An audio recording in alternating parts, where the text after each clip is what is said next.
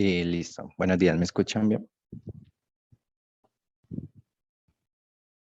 Sí, se escucha bien. Listo. Buenos días, ¿cómo están? Espero que estén muy bien. Me presento, mi nombre es Santiago Torres y junto a mis compañeras Daniela Villacorte, Angie Maciel y Ángela Vera les expondremos el tema de enfermedad de la lactancia y la infancia.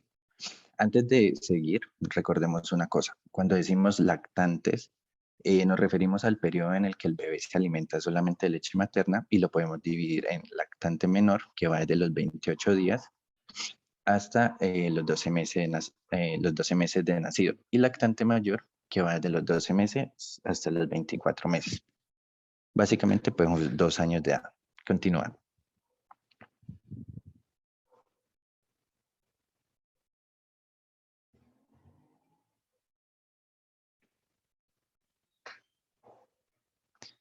Listo. Entonces, debemos tener en cuenta que el tratar a un niño no es lo mismo que tratar a un adulto. El libro nos menciona que los niños no son adultos en miniatura y bueno, es que esto significa que las enfermedades que padecen los niños pues no van a ser lo mismo ni tampoco van a ser variantes de las que sufren los adultos. Así que muchos procesos infantiles son propios y son característicos de la fase de la lactancia y la infancia y son muy importantes ya que provocan una gran morbimortalidad. Ahora, la asistencia médica, la mejora en la asistencia prenatal, la eficiencia de los métodos para monitorizar el feto y la práctica de cesáreas en niños pretérmino han contribuido con el aumento de la supervivencia de lactantes. Y pues eso tiene pues una claridad y es que la posibilidad de que el lactante nazca vivo siempre van a aumentar entre más semanas permanezca al interior del vientre de la mamá. No es lo mismo que un lactante nazca de 32 semanas a que nazca de 35. Por cierto, cuando mencioné lo de las cesáreas en niños pretérminos, me refiero a que este procedimiento se realiza ante cualquier dato de sufrimiento fetal. Por ejemplo, que el feto no esté recibiendo el suficiente oxígeno. Entonces, la práctica de cesáreas ha ayudado también en este mejoramiento de la asistencia médica. Bueno, al momento de hablar de mortalidad de lactantes, el libro nos menciona que en Estados Unidos las cifras han disminuido tanto, las cifras han disminuido tanto que en el 2010 se registraron 6.1 decesos por cada 1.000 nacidos vivos. Y esto se contrasta con las 20 muertes por cada 1.000 nacidos vivos que se presentan al año 1970. En la tabla he puesto, además de estos datos, una cifra interesante que también aporta el libro, que tiene que ver con la raza. En Estados Unidos, la mortalidad de lactantes afroamericanos es de 12.4 muertes por cada 1.000 nacidos vivos, lo que corresponde al doble de lo que sucede con los americanos de raza blanca, que se sitúa en 5.6 muertes por cada 1.000 vivos nacidos. Eh, con respecto a la situación que sucede a nivel regional, probablemente también tenga algo que ver con la situación que sucede en los Estados Unidos con respecto a las personas afroamericanas. Y es que la UNICEF ha determinado que América Latina y el Caribe tiene tasas de mortalidad perinatal y neonatal más elevadas que otros países del continente, gracias a la desigualdad, aludiendo a que obviamente la mayoría de las muertes neonatales en la región se pueden prevenir con una mejora en la atención prenatal y postnatal. Además de que la mortalidad se ve elevada cuando los niños nacen de mujeres que tienen un menor grado educativo y menores ingresos económicos. Ahora, con respecto a Colombia, pues la mortalidad de niños en la etapa perinatal y neonatal se corresponde con la cifra de 15.1 muertes por cada 1.000 nacidos vivos. Y con respecto a las regiones del país, son Bichada, Chocó, Vaupés, Buenaventura y La Guajira, las zonas que presentan las tasas más elevadas en todo el territorio nacional. Continúa.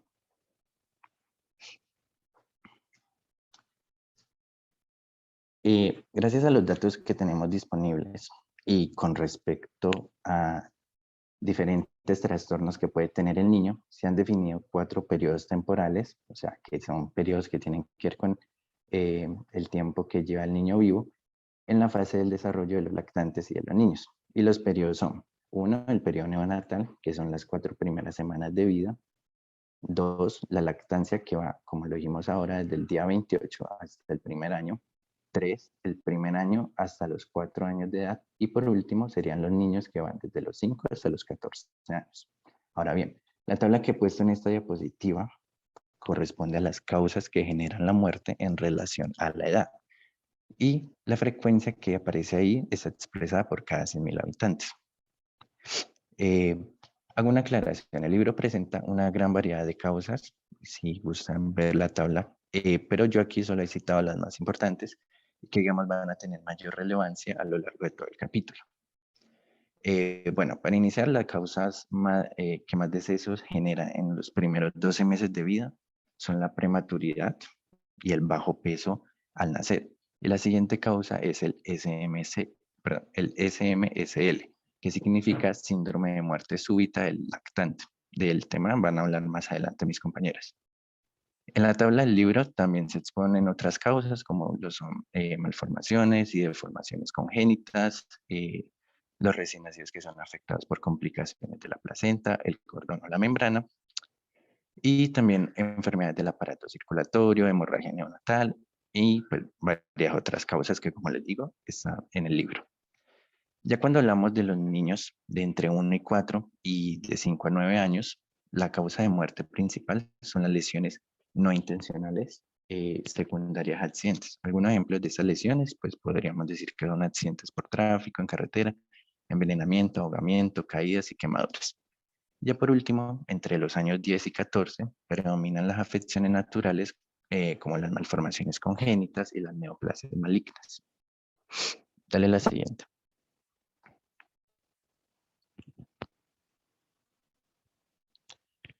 Bueno, las malformaciones congénitas son defectos anatómicos presentes al nacer, pero algunas, como las malformaciones cardíacas o renales, pueden no causar clínicas hasta años después. En algún momento de embriología leí sobre la agenesia renal, bueno, no como tal la agenesia, sino cuando solo se presenta un riñón, que hay muchas personas que pueden llegar a la adultez sin haberse dado cuenta, sino hasta que le hacen una placa de rayos X o una tomografía. Entonces, a eso me refiero cuando este tipo de malformaciones pueden no causar clínica hasta ya muy avanzada la edad. Eh, Ahora, a pesar de que decir congénito significa literalmente que es una persona que nació eh, con ese padecimiento, esto no quita el hecho de que las malformaciones tengan en su mayoría un origen genético. Como hablaremos más adelante cuando hablemos de las causas de las malformaciones, hay malformaciones debidas a procesos intrínsecos anormales y otras que se presentan por procesos extrínsecos anormales en el desarrollo. Una estadística que muestra el libro es que en Estados Unidos se estima que aproximadamente 120.000 lactantes nacen cada año con una malformación. Eso quiere decir que la proporción es de 1 por cada 33 estadounidenses nacidos vivos. Y bueno, si recordamos la causa que genera muerte en los lactantes, las malformaciones congénitas corresponden a una de las causas más importantes y frecuentes durante el primer año de vida y son fundamentales en la morbimortalidad de los primeros años de vida. Algo se puede deducir del nacimiento de niños con malformaciones, y es que estos trastornos son los menos graves durante la embriogenia. ¿A qué me refiero? Pues que finalmente estos trastornos sí son compatibles con la vida, mientras que muchos de los trastornos que suceden durante la embriogenia no lo son. Técnicamente, un 20% de los óvulos fecundados de hecho ni siquiera sirven, ya que presentan demasiadas alteraciones. Esta razón hace que sean eliminados desde el inicio. Por otro lado, otros óvulos pueden ser compatibles con el desarrollo fetal inicial, pero culmina en aborto espontáneo. Ya las malformaciones menos graves permiten una supervivencia intrauterina más prolongada, pero en muchos casos se produce lo que es la muerte al nacer, aunque en otros casos se permite la vida, pero con algunas limitaciones. De la siguiente diapositiva.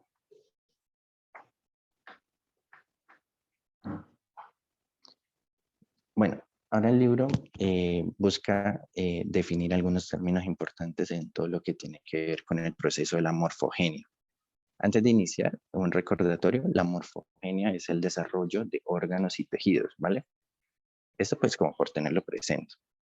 Ahora, el primer término es las malformaciones. las cuales se corresponden con errores primarios de la morfogenia, o sea, un error en ese desarrollo de tejido y órganos, o sea, que es un error en el desarrollo de tejidos y de los órganos. En estas existen un proceso intrínsecamente normal en el desarrollo. Eso quiere decir que puede verse como consecuencia a defectos en un solo gen o cromosoma.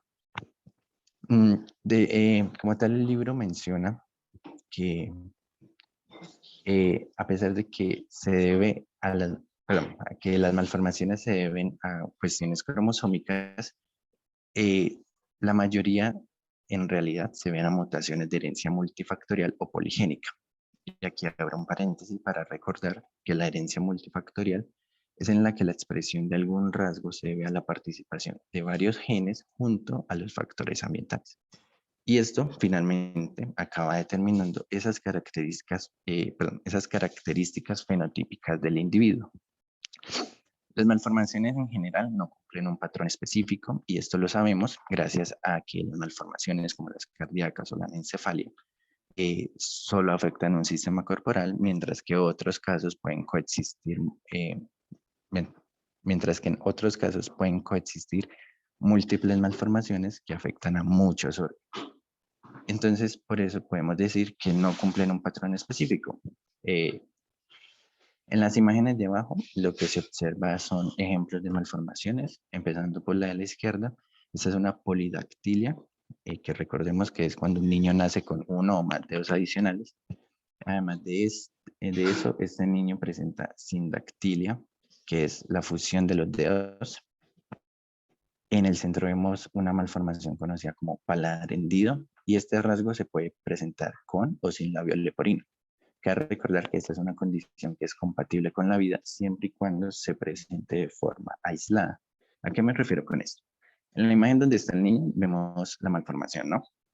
Pero en este caso, este neonato ya presenta un síndrome malformativo de base, el cual era la trisomía en el par 3, o también llamado el síndrome de Pateu. Y obviamente esto lo que hizo fue conducir al fallecimiento a causa de las malformaciones cardíacas graves. Recordemos que este no es un síndrome compatible con la vida, ya que la mayoría de neonatos muere después de una semana de vida. Y por lo general, el tratamiento solo se dirige a lo que es el control y aliviar los síntomas. Ya por último, en la imagen de la derecha se muestra un mortinato. Este desarrolló una malformación grave y mortal en la cual las estructuras de la línea media facial están fusionadas o malformadas. Este tipo de dismorfogenia externa se asocia a malformaciones internas graves, como lo pueden ser el mal desarrollo del encéfalo y las malformaciones cardíacas. ¿A qué me refiero? El poder observar esas malformaciones en la parte externa, como lo ven en la imagen, nos debe dar un indicio de que en el interior también se presentan malformaciones de estructura anatómica adyacentes. Además, antes de continuar, aclaro que el término mortinato se refiere a un bebé que nace sin signos vitales, o sea, él murió básicamente en el útero. Y este hecho ocurre por lo general durante las últimas 20 semanas de gestación. La siguiente. Un momento, vamos a ver por aquí. Fabián Franco.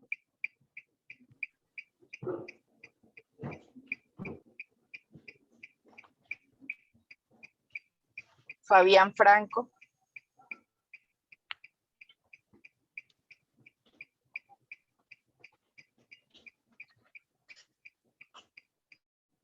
Sandro Pardo. Sí, profe. ¿Qué es sindactilia?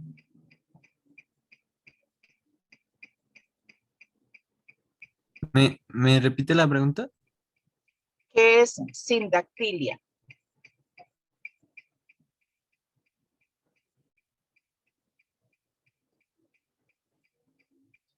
Daniel González. Hola, profe, buenos días. Buenos días. ¿Eres del grupo expositor? No, señora. Sindactilia significa fusión de dedos, profe. ¿Y lactante mayor hasta qué edad va? Lactante mayor creo que va después de los 4 años, profe. Ahí sí no lo escucho muy bien. Él lo habla al comienzo, qué pena. Diego Rosero.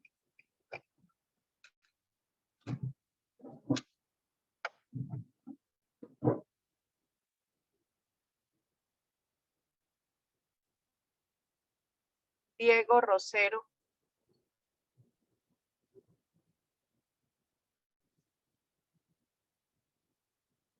Ángela María Vera. Sí, doctora. Buen día, yo soy del grupo expositor, expongo ahorita de segunda. Gracias. Claudia Guarín. ¿Profe, me escucha? Buenos días. Claudia Guarín.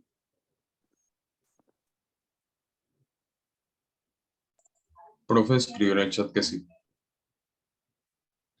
¿Qué es hasta qué edad va la lactancia en un niño para denominarla como lactante mayor?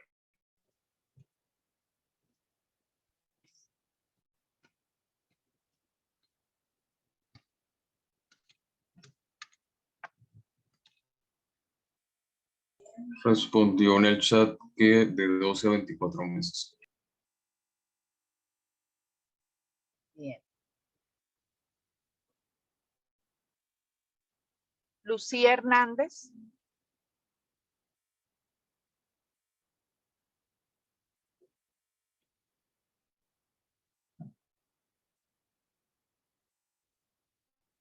Samuel Martínez. Sí, profe, disculpa. Buenos días. Buenos días. Lucía, ¿por qué o en qué condiciones el padre con la vida, según lo que acabo de decir el compañero?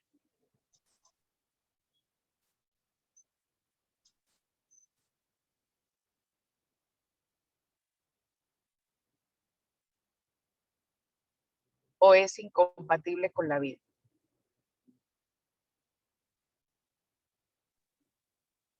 O sea, disculpa, profe, ¿te refieres a que, no sé, no podría, digamos, como nacer el niño o el niño esté sin vida, ¿verdad? Valentina Sierra.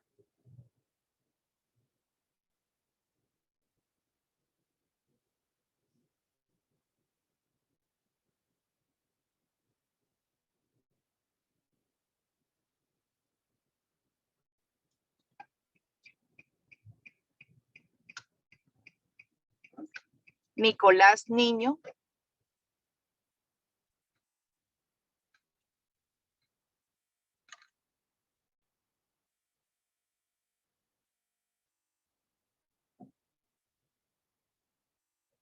Sharon Rincón.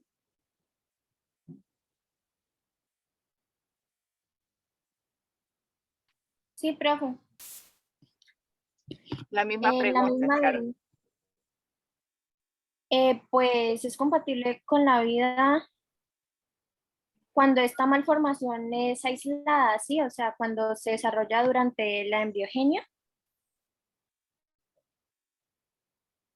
Ajá, Pero lo principal es que es una malformación aislada. ajá,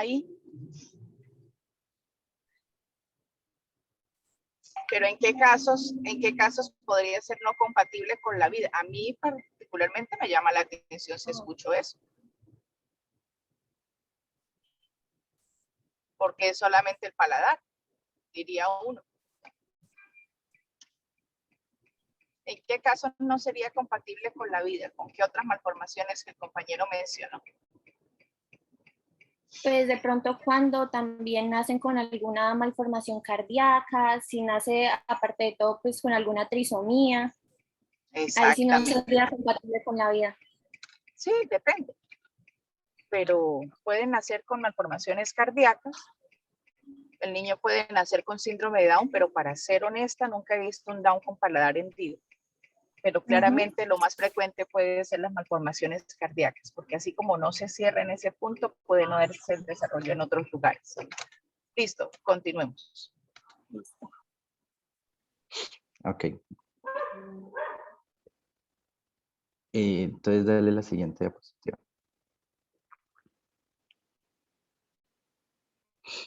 Bueno, el siguiente término del que nos habla el libro son las disrupciones. Ese tipo de efectos se debe a la destrucción secundaria de un órgano o región corporal que previo a este suceso, o sea, la destrucción, se estaba desarrollando normalmente, o sea, una estructura que venía desarrollándose común y corriente y por algún X motivo ocurrió una destrucción secundaria de este órgano. Y por eso esto nos da a entender que las disrupciones son alteraciones extrínsecas de la morfogenia. Recuerden que como para comparar, las malformaciones se deben a procesos intrínsecos, o sea, internos del mismo feto. Por eso hablamos de un tema más genético. En este caso hablamos más bien de un tema más externo del feto y ahora les voy a dar un ejemplo. La condición de disrupción clásica es el síndrome de bridas o bandas amnióticas. Bueno, eso sucede porque se genera la rotura del apnios. Recuerden que esa es la capa interna del saco amniótico, o sea, la que va hacia adentro, ¿cómo se dice? La que va como en la parte de adentro, la que tiene contacto con el feto. Entonces sucede esa rotura del apnios y esto lo que hace es formar bridas o bandas, ¿sí? Como unas formaciones lineales desde el saco amniótico, que finalmente lo que hacen es rodear, comprimir o anclarse algunas partes del feto en desarrollo. Para ser más gráfico, primero observen la imagen de la derecha. Pueden ver cómo algunas hebras se desprenden del saco amniótico y se enredan alrededor de algunas partes del bebé en el útero. Por lo general, las regiones más afectadas son los miembros, tanto superiores como inferiores, y también los dedos. Ya como tal, la imagen de la izquierda corresponde a lo que fue una interrupción de la morfogenia por una brida amniótica. Ahí entonces se observa la placenta que está en la parte derecha de la imagen, se observa la brida, que sería la que se extiende desde la parte superior del saco amniótico y que finalmente lo que hace es rodear la pierna del feto. Más adelante volveremos a hablar del tema, pues específicamente del síndrome de banda amniótica. Entonces, dale la siguiente diapositiva.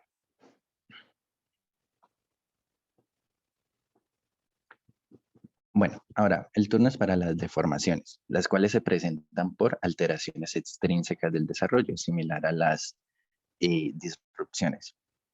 Ahora, bien, cuando hablamos de la prevalencia de las deformaciones, se sabe que son frecuentes y que en promedio afectan al 2% de los lactantes nacidos. Y esto sucede obviamente en un grado variable. Como les comenté ahora, las deformaciones se dan por alteraciones extrínsecas, lo que hace que en la patogenia las compresiones por fuerza biomecánica normal, ya sean localizadas o generalizadas sobre el feto en desarrollo, provocan diversas alteraciones estructurales. Para ser más claros, la patogenia de las deformaciones se debe a esa compresión o a esa fuerza que se ejerce sobre el feto. Y es extrínseca porque la fuerza biomecánica se presenta por factores externos o ajenos al feto. El libro menciona que el factor más frecuente que se asocia a deformaciones son las constricciones uterinas. Me explico. Durante la gestación, más específicamente entre la semana 35 y 38, el feto aumenta de tamaño muy rápido, más rápido que el mismo crecimiento del útero, lo que finalmente significa que la cantidad de líquido amniótico se reduce y si recordamos un poco, el líquido amniótico cumple una función de protección o de amortiguación o básicamente es como un colchón para el feto. Entonces, para quedar claro, hasta los fetos normales sufren de cierto grado las constricciones uterinas, pero van a ser unos factores mucho más específicos los que aumentarán la probabilidad de una compresión excesiva sobre el feto, lo que obviamente va a generar una deformación. Entonces, los factores pueden ser tanto maternos, placentarios o fetales. En el caso de los factores maternos, se incluye el hecho de que sea la primera gestación, de que sea un útero pequeño, de que sea un útero mal formado, como es el caso del útero bicorne, y también el leioma, el leiomioma. Ya en el caso de los factores placentarios o fetales, se incluye el oligohidramnios, del cual vamos a hablar más adelante, los fetos múltiples y las alteraciones de la presentación fetal. El ejemplo que nos brinda el libro es el pie zambo, que lo pueden ver en la imagen de la parte inferior derecha. Y este suele pertenecer a la secuencia de Potter. Y pues ya de esta se hablará más adelante en la exposición. En la imagen que está más arribita se observa el grado en el que puede presentarse ese útero bicorne, por si se preguntan qué era. es una malformación que provoca que el útero tenga forma de corazón. Y aunque las probabilidades, y obviamente esta condición aumenta las probabilidades de aborto y de parto prematuro.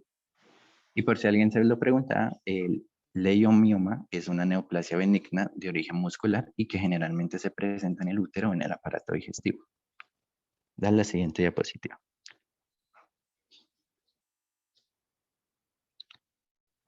La siguiente definición corresponde al término de secuencia. Esta hace referencia a una cascada de malformaciones que se inician a partir de una aberración inicial.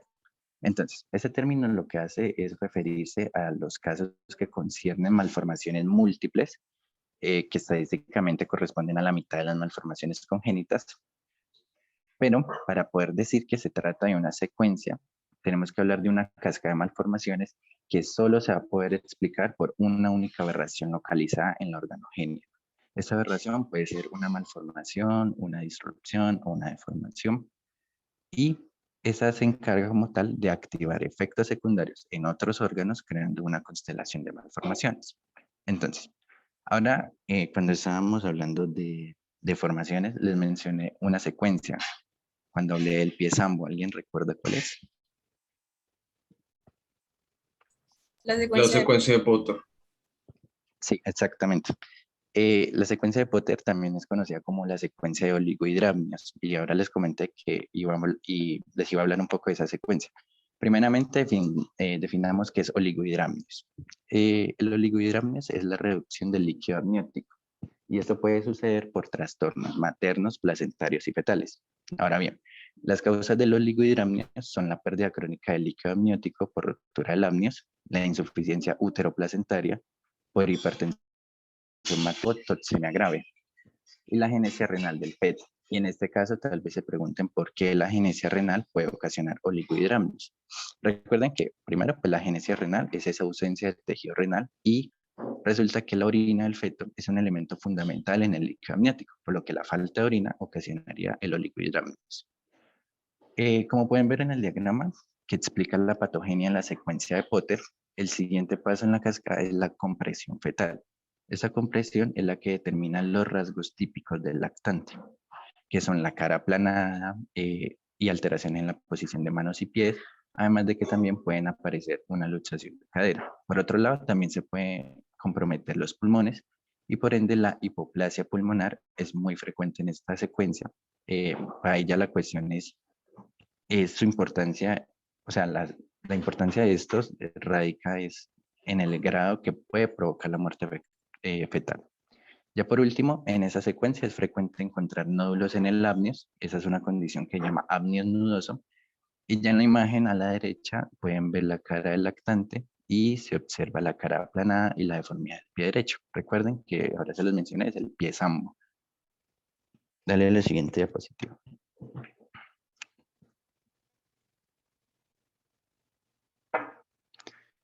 Ya por último, el síndrome de malformación es similar a la secuencia, ya que también consiste en una constelación de malformaciones, pero que a diferencia de la secuencia, esta no se puede explicar por un déficit inicial único localizado como si lo hacíamos en la secuencia.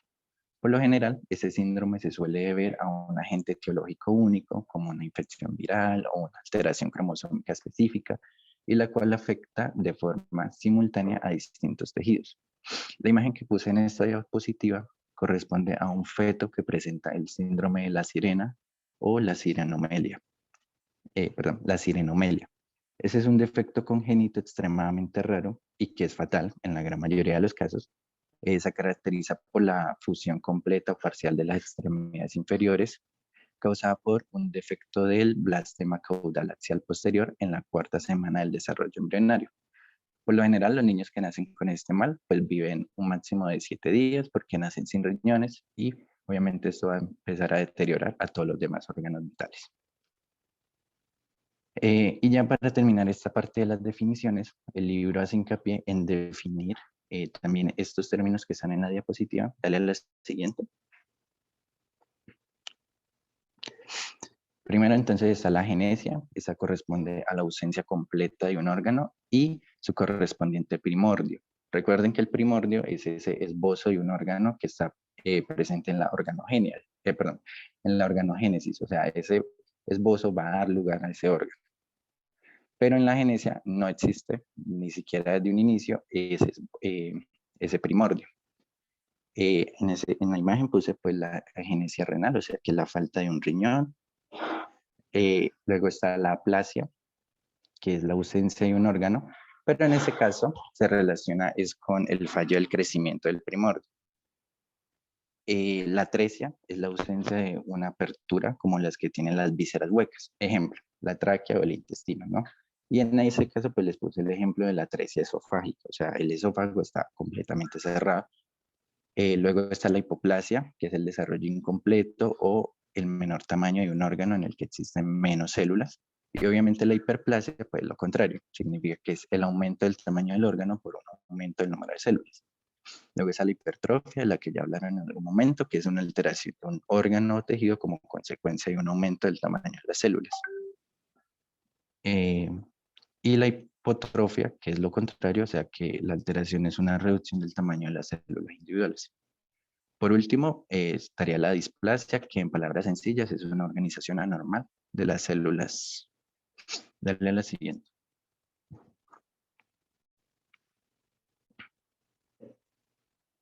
Bueno, pues ese no es un caso clínico, pues como participativo, sino más bien para aclarar lo que era el síndrome de bridas amnióticas.